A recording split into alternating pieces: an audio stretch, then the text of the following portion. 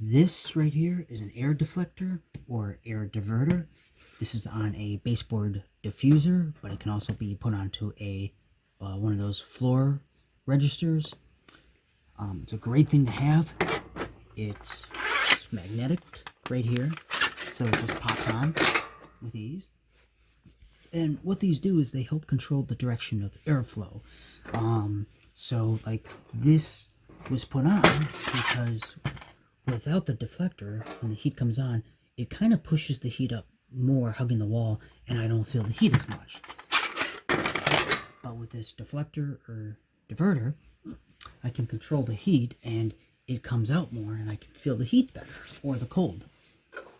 You can even kind of like lower this a little bit and the heat will come out and it'll be lower. And remember, heat rises, so yeah. Or you can just leave it like this, which is obviously good enough for me. And yeah, it's great. It's a heat deflector.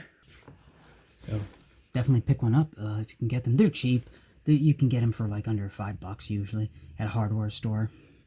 Or I'll put some in the links below.